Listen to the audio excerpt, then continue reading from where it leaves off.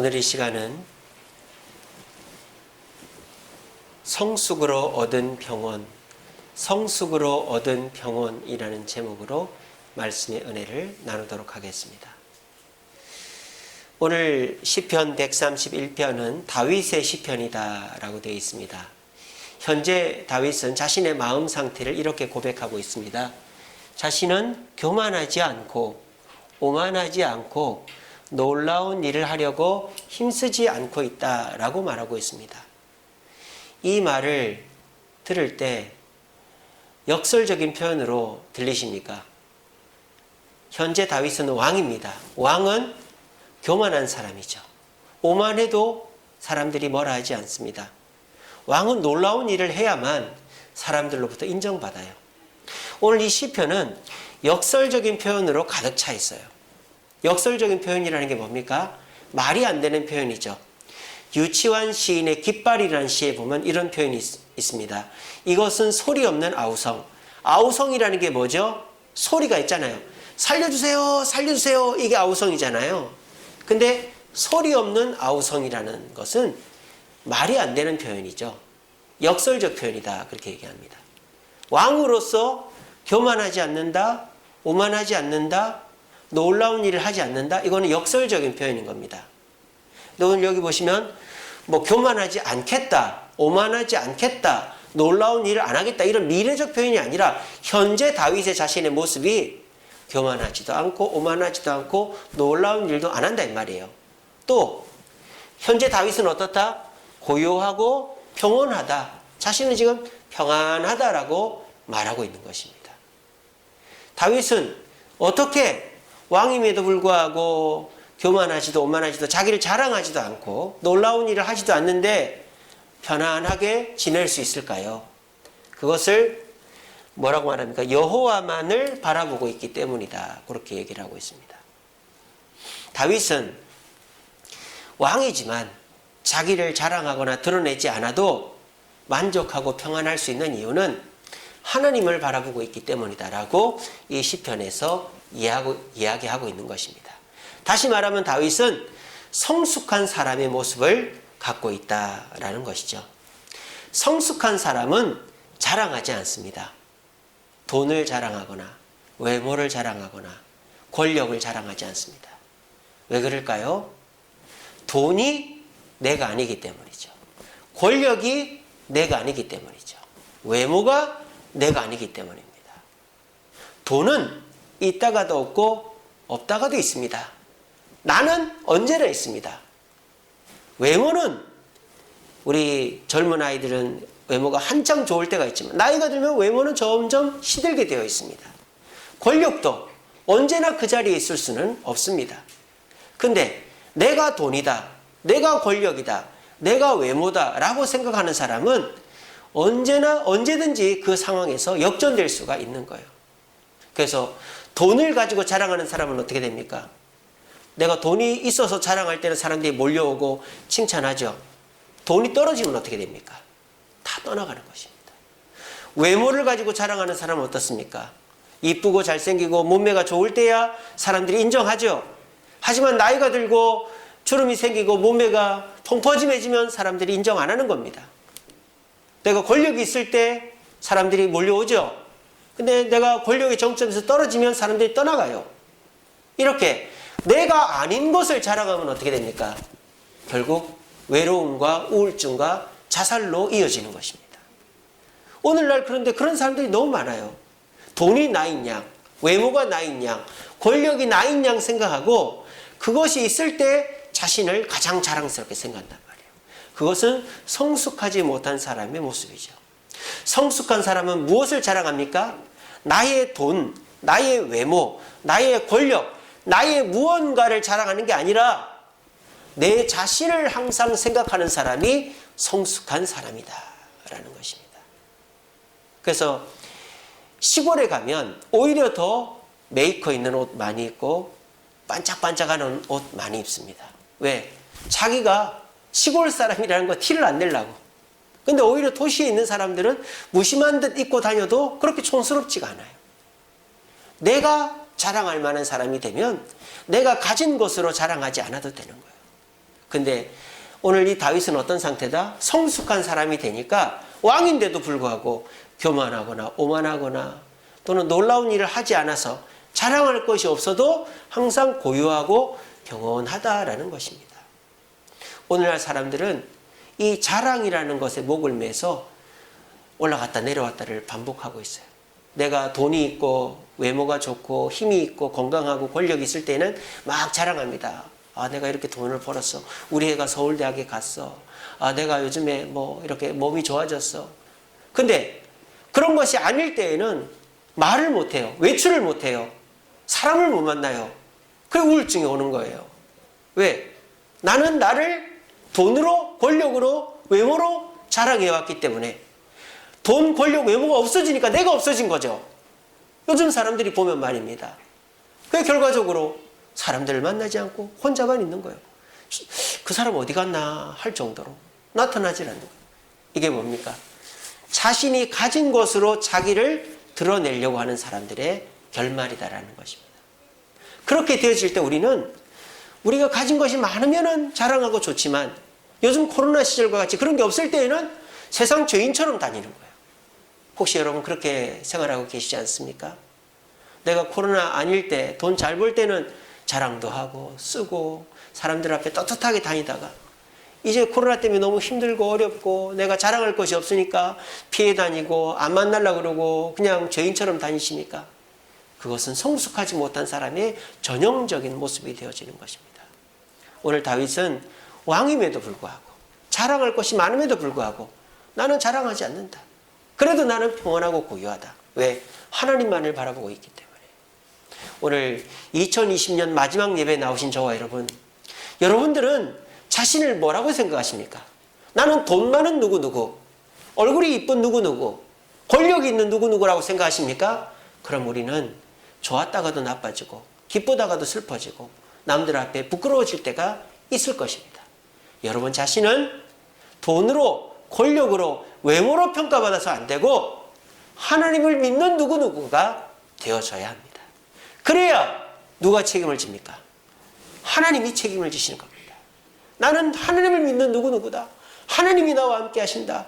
그러므로 돈이 없어도 외모가 떨어져도 건강이 안 좋아도 권력이 없어도 나는 하나님만으로 만족하니 항상 평온하고 고요하다. 이것이 성숙한 성도의 모습이 되어지는 것입니다.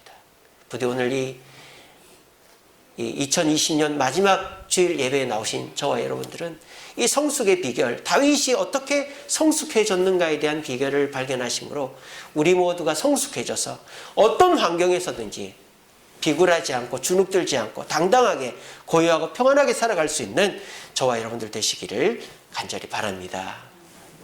자, 그러면은 다윗은 어떻게 자신이 자기를 자랑하거나 자기를 드러내지 않고도 성숙하게 평온한 삶을 살 수 있었는가? 한 가지 표현을 보면 알 수 있어요. 여기 뭐라고 되어 있습니까?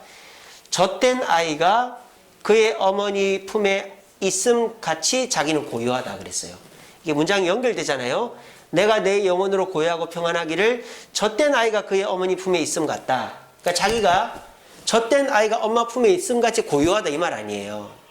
여러분 이 말이 맞습니까? 틀립니까?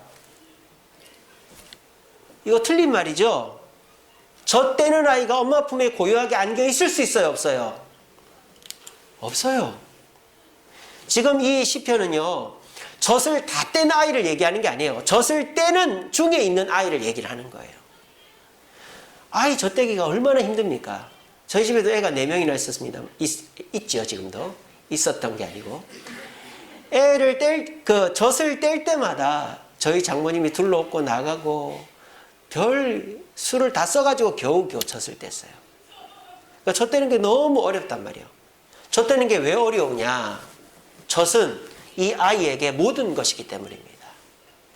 아이들에게 있어 젖은 음식이죠.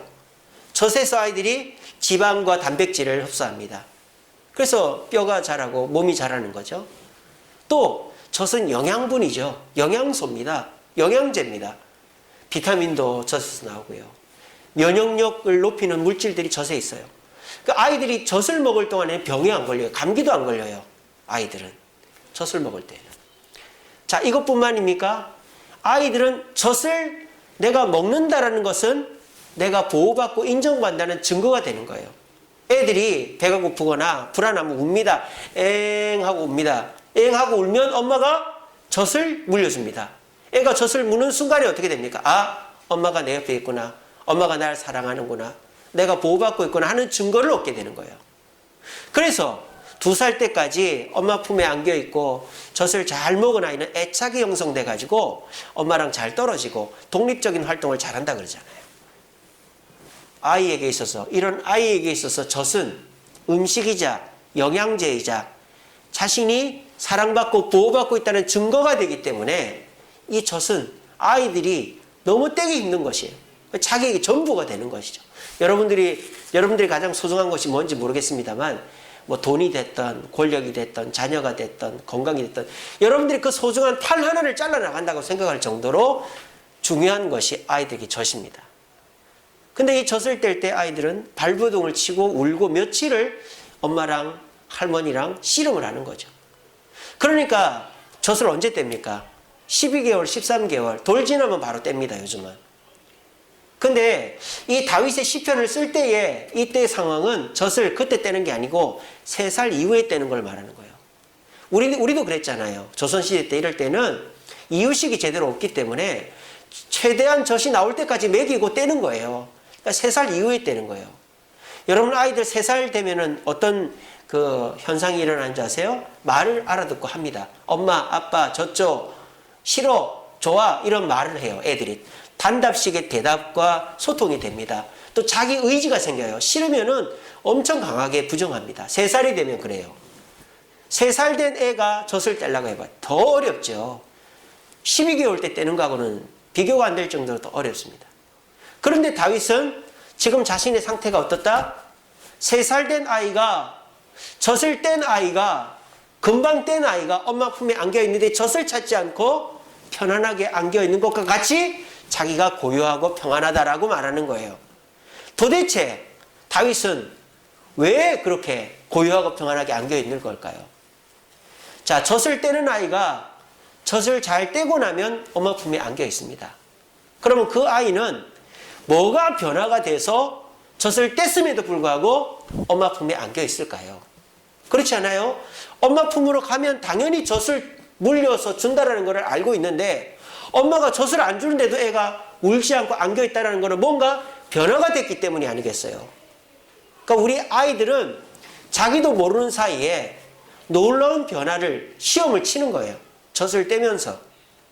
그러면 이 아이가 도대체 젖을 떼면서 어떻게 변화가 됐길래 엄마 품에서 울지도 않고 안겨 있느냐 이렇게 변화가 된 거죠. 이제는 젖이 음식이 되고 영양제가 되고 내가 보호받고 있다는 증거가 되지 않아도 엄마가 나에게 음식을 주고 엄마가 나에게 영양을 주고 엄마가 나를 보호해 줄 거라는 신뢰와 확신이 있으면 엄마 품에 안겨도 울지 않게 된다 이 말이에요. 이렇게 되는 아이의 상태와 똑같은 게 다윗의 상태다라고 고백하고 있는 것입니다. 오늘날 많은 성도들 중에 아직도 하나님께서 젖을 주지 않으면 울고불고 난리치는 성도들이 있어요. 그래서 하나님이 젖을 주면 기뻐하고 젖을 안 주면 하나님이 없는 것처럼 울고불고 하는 사람들이 있단 말이에요. 그게 왜 그렇습니까? 젖되는 단계를 아직도 못 넘어간 거예요. 제가 얼마 전에 우리 아이가 달라졌어요. 그걸 보니까 5살 되도록 젖을 못 뗀 애가 있어요. 밥을 먹으면서도 엄마만 보면 젖을 달라는 거예요. 젖이 나오지도 않는데 엄마 저쪽 5살짜리 애가 엄마 품에 안겨가 젖 달라는 거예요. 걔가 뭐가 잘못된 겁니까? 엄마가 주는 젖이 없어도 내가 엄마로 말미암아 살 수 있다는 확신이 없으니까 계속 젖에 집착을 하는 거죠. 5살이 지나도. 오늘날 그런 성도들이 얼마나 많은지 모릅니다. 우리가 처음에 교회 나올 때에는 뭔가 원하는 것이 있어서 나오죠. 뭐 그거를 잘못됐다고 말할 수는 없어요. 내가 사업에 실패했다든지 몸이 아프다든지 자식이 속을 썩인다든지 또는 내가 마음이 너무 불안하고 마음이 너무 어렵다든지 그래서 교회를 나올 수 있죠. 또 누구 사람을 만나러 뭐 사업 파트너 때문에 나올 수 있죠. 근데 그렇게 해서 교회를 나와가지고 그 사람이 변화가 되어야 되는 거예요. 변화가 안 되면 어떻게 됩니까? 내가 돈을 벌지 못하고 내 건강이 좋아지지 않고 내가 저 사람하고 멀어지면 하나님이 없고 이 교회를 나올 의미가 없어지는 거예요. 엄마의 젖은 그 아이가 죽을 때까지 나오는 게 아니에요. 그 아이가 어느 시점이 되면 엄마의 젖은 안 나와요. 그건 무슨 말입니까? 그 젖이 안 나올 때까지 이 아이가 젖에 집착하는 게 아니라 엄마를 믿을 수 있게끔 그 기간을 주는 거죠. 그 기간 안에 엄마를 믿게 되어야만 이 아이는 어른이 될 수 있는 거예요. 그런데 그 기간 안에 엄마를 믿지 못하면 이 아이는 키는 크고 등치는 커져도 어른이 될 수가 없는 거예요. 그래서 계속 엄마를 쫓아다니고 엄마가 도와주지 않으면 아무것도 못하는 아이가 되어버리는 것입니다. 오늘날 그런 성도들이 얼마나 많은지 몰라요. 하나님이 뭔가를 주지 않으면, 내 기도가 응답이 안 되면, 내 소원이 응답이 안 되면 교회에 나올 의미가 없고 하나님도 안 계시다고 생각을 하니까 신앙이 성장하지 않고 맨날 하나님께 울고 불고 따지고 들고만 있는 것입니다. 다윗은 지금 젖된 아이가 엄마 품에 고요하게 있는 모습을 통해서 우리에게 뭘 가르쳐줍니까? 기적에 목매지 말고 하나님을 붙잡으라는 것입니다. 하나님께서 우리에게 그 모든 것을 주시는데 그 모든 것이 없어져도 하나님으로 만족할 수 있는 자가 되면 우리는 성숙한 자가 되고 그 속에서 어떤 환경적 변화와 어려움이 있더라도 주저하지 않고 당당하게 살아갈 수 있다라고 고백하고 있는 것입니다. 여러분, 신앙에는 단계가 있어요. 1단계는 젖 먹는 아이와 똑같죠. 내가 뭔가 원하는 것이 있고 그게 들어줘야만 내가 사랑을 받고 있다라고 생각하는 단계가 있습니다. 근데 그 단계를 벗어나지 않으면 그 사람의 신앙은 절대 평온할 수가 없어요. 항상 기쁠 수가 없어요. 내가 자랑할 것이 있으면은 내 기도가 응답이 되면은 기쁘고 즐겁죠. 근데 그렇게 안 되면 누가 날 안 알아주고 내가 자랑할 만한 게 없고 그러면은 위축되는 거예요. 사람들 만나기도 싫은 거예요. 그럼 교회 오기도 싫은 거죠. 그러니까 그런 단계를 벗어나야만 우리 신앙이 한 단계 성숙할 수 있는 거예요. 그 신앙의 2단계는 어떤 단계입니까? 내 삶에서 하나님의 기적이 안 일어나도 하나님으로 만족할 수 있는 단계에 가야 되는 것이죠. 하박국 선지자가 그랬지 않습니까? 무화과 나무에 열매가 없고 포도나무에 열매가 없고 우리의 양이 없어도 하나님으로 만족한다 그랬잖아요. 우리도 마찬가지죠. 이 코로나 시절에 우리가 눈에 보이는 것들이 점점 줄어들고 없어져 가요. 이럴 때 우리가 예배 나오고 하나님 만나고 하나님의 은혜를, 그래도 말씀의 은혜를 받는 것만으로도 만족할 수 있으면, 하나님이 나와 함께 하시는 것으로 만족할 수 있다면 우리는 이 코로나 시절에도 성숙되어져서 고요하고 평온한 삶을 살 수 있다는 것입니다.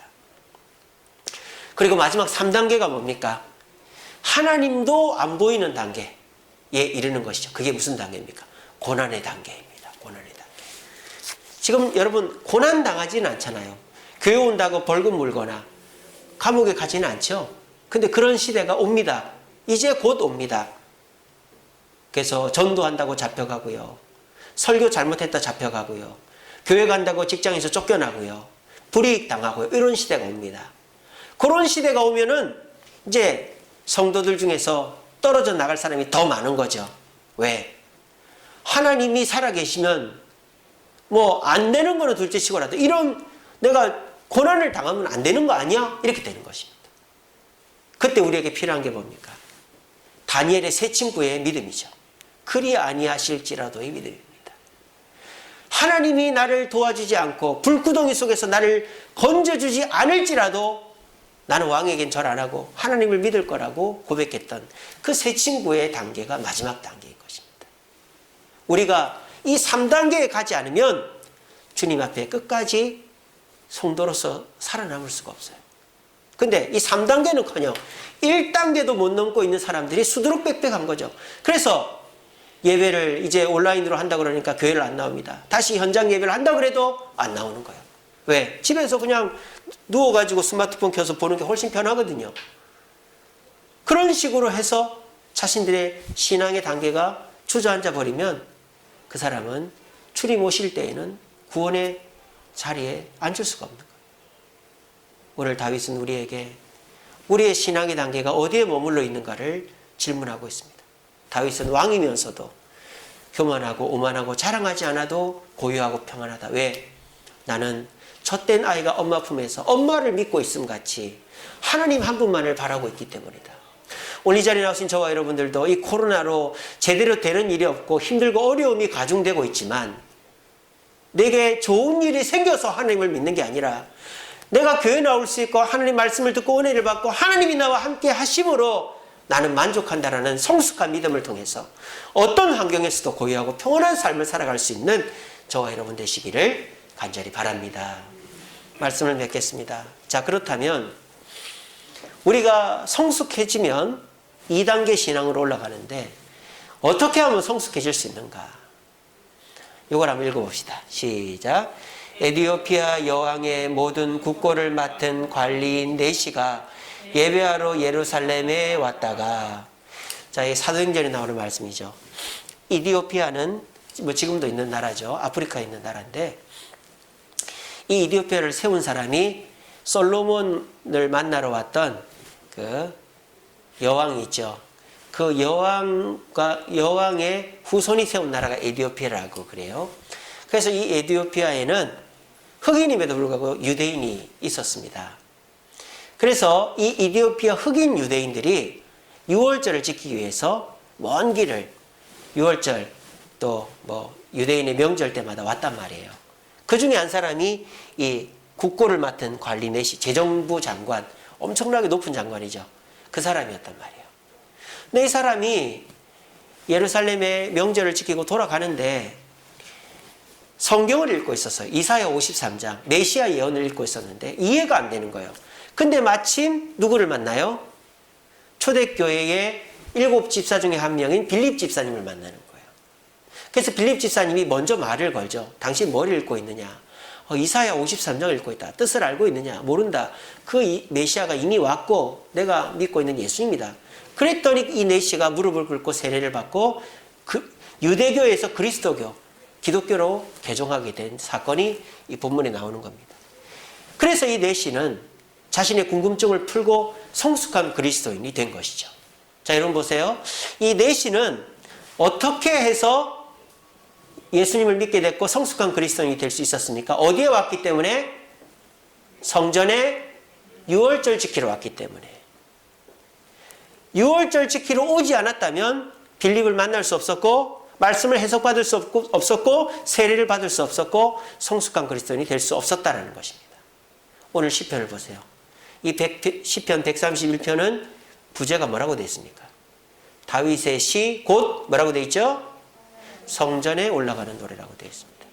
이 시편은 성전에 올라갈 때 부르는 노래라 이 말이에요. 성전에 이렇게 명절을 지키러 올라가면서 나는 교만하지 않다, 오만하지 않다, 나는 자랑하지 않는다. 왜? 내가 젖된 아이가 엄마 품에 안겨 있는 것처럼 하나님 한 분만을 바라고 있기 때문에, 그래서 내가 성전에 가고 있기 때문에 나는 교만하지 않다, 오만하지 않다, 자랑하지 않는다, 놀라운 일을 행하지 않는다. 그렇게 노래를 부르면서 가고 부르면서 오고 있는 거예요. 성숙은 어디서 이루어지느냐? 무슨 부흥회 가서, 기도원 가서, 제자 훈련 받아서, 내적 치유 얻어서 더 이루어질 수 있겠지만 가장 간단한 방법은 예배의 자리에 나오는 것이다. 옛날 우리 교회 어르신들 뭐 부흥회가 있습니까? 세미나가 있습니까? 무슨 뭐 내적 치유가 있습니까? 제자 훈련이 있습니까? 아무것도 없습니다. 근데 예배 하나, 이 예배도 옛날에는 영수님이 예배를 인도했잖아요. 우리 장로님 같이 교회 장로님이 평소에는 예배 인도하다가 한 달에 한 번씩 목사님이 왔어요. 그래도 그 예배를 사모하고 말씀의 은혜를 받으려고 길을 썼던 게 우리 부모님 세대의 예배의 모습이었어요. 그랬더니 어떻습니까? 감히 제자훈련 받고 내적 치유 훈련 받고 세미나 듣고 부흥회 기도원 가는 우리보다 우리 부모님들의 신앙이 낫다라고 말할 수 있습니까? 내가 우리 어머니 아버지 우리 어른들의 신앙보다 성숙했다고 말할 수 있는 사람 손 들어보세요. 우리 없어요. 왜 그럴까요? 그분들은 그 일주일에 한 번의 예배지만 그 예배를 사모하고 그 예배에 성공하기 위해서 애를 쓰고 노력했단 말이에요. 그랬더니 그 예배의 자리에서 내적 치유도 일어나고 세미나도 제자훈련도 부흥회도 구원의 확신도 모든 것이 해결됐던 것입니다. 마치 엄마의 젖에 모든 것이 들어가 있듯이 우리가 이 예배의 성공자가 되어질 때 성숙한 그리스도인이 되고, 예배의 성공자가 되면 하나님이 이 눈에 아무것도 안 보여줘도 믿음만 가지고 하나님만 바라보고 걸어갈 수 있는 성도가 되어지는 것입니다. 2020년도가 이제 끝나갑니다. 이번 주 끝입니다. 다음 주부터 2021년도, 다음 주일은 2021년 1월 3일 예배입니다. 여러분, 근데 달라지는 게 있습니까? 코로나는 똑같이 천명대고 우리의 삶은 똑같이 어렵고 올해만큼 변화되는 게 없어요. 심지어 해돋이도 보러 갈 수가 없어요. 해돋이는 볼 수는 있지만 거기가 아무것도 이제 뭐 음식점도 안 하고 하기 때문에 뭔가 뭐 끝이다 시작이다 무슨 송년회 막년회 이런 것도 할 것도 없고 아무것도 처음과 끝과 시작을 우리가 기념할 만한 게 없는 지금 2020년도 연말입니다. 그럼 우리가 2021년도는 올해랑 똑같겠지라고 시작해야 될까요? 그렇지 않습니다. 여러분들이 2021년도를 더욱더 성숙하게, 평안하게, 고요하게 맞이할 수 있는 방법이 있습니다. 그게 뭘까요? 내가 예배의 성공자가 되어야 되겠다. 2021년도에는 예배를 더욱더 사모하고 예배에서 하나님의 말씀을 깨닫고 이 4시처럼 예배에서 하나님을 만나고 그래서 내가 원하는 것이 이루어지지 않아도 하나님 한 분만으로 만족할 수 있다라는 2단계 신앙으로 가야 되겠다. 그래야 여러분 3단계의 고난이 오면 이겨낼 수 있다니까요. 지금 1단계에서 비리비리하는 사람들은 2단계, 3단계 뭐 가기는커녕 이제 조금만 더 국가에서 교회 가지 마라 또 막 기독교 뭐 핍박하고 욕하고 이러면은 아예 안 올 사람들이 얼마나 많은지 몰라요. 이런 시대 속에 우리가 끝까지 주님 앞에 부끄럽지 않은 믿음을 지키고 그런 믿음의 유산을 자녀들에게 물려주려면 예배에 성공을 해야 된단 말이에요. 예배의 자리에 나와야 돼요. 어느 구멍에서 벼뜰지 모른다는 말이 있습니다. 가랑 뒤에 옷 젖는다 그랬어요. 여러분 예배의 자리 그냥 어떨 때는 졸면서 드릴 때도 있고 어떨 때는 뭐 마지못해 나올 때도 있지만 이 예배의 자리가 저와 여러분들을 변화시키고 성숙한 그리스도인이 되게 한다는 사실을 이 시간에 굳게 믿으시고 우리 모두 성숙한 그리스도인 되어 어떤 일에서든지 부하내동 하지 말고 승리하고 평온할 수 있는 저와 여러분들 되기를 간절히 바랍니다. 마귀가 지금 뭘 못하게 합니까? 뭐 헌금을 못하게 합니까? 헌금 온라인으로 합니다. 봉사를 못하게 합니까? 봉사 마음대로 하라고 합니다. 여러분 마귀가 뭘 못하게 합니까 지금? 예배를 못 드리게 합니다. 예배를 못 모이게 합니다. 모이면 죄인 취급받습니다. 여러분 이게 무슨 뜻일까요? 그만큼 예배가 놀라운 능력이 있다는 거 아니겠어요? 이럴 때 우리는 못 모이게 한다고 안 모이는 게 아니라 그만큼 예배가 능력이 있고 힘이 있는 거라는 걸 다시 깨달아야 되는 거죠. 그리고 어떻게 해야 됩니까? 우리의 예배 드리는 자세를 변화시켜야 돼요. 우리가 그렇지 않습니까? 어떤 놈이 우리 집에 물건을 훔쳐갔어요. 근데 나는 저거 아무것도 아닌 것 같다라고 생각했는데 돈, 금 이런 건 다 놨던데 항아리 하나를 훔쳐갔다. 그럼 나중에 깨닫게 되죠. 저 항아리가 진짜 귀중한 거였구나. 이렇게 되는 거예요. 똑같은 거예요. 마귀가 다른 거 안 건드려요. 지금 예배만 못 드리게 하는 거예요. 지금 모이지 말라고. 그게 뭐 말입니까? 역설적인 거죠. 교회에서 제일 소중한 게 뭐다? 건물도 아니고 헌금도 아니고 봉사도 아니고 예배라는 거예요. 예배라는 거예요. 그래서 우리가 이 예배를 회복하면 사탄 마귀를 이길 수 있고 성숙한 그리스도인이 될 수 있다는 증거가 되어지는 것입니다. 오늘 잘 나오신 저와 여러분 2020년도와 2021년도 바뀔 수 있습니다. 어떻게 하면요? 성숙해지면. 어떻게 하면 성숙해질 수 있다? 성전에 올라가는 노래. 우리가 하나님 앞에 바르게 예배드리면 우리는 성숙해질 수 있습니다.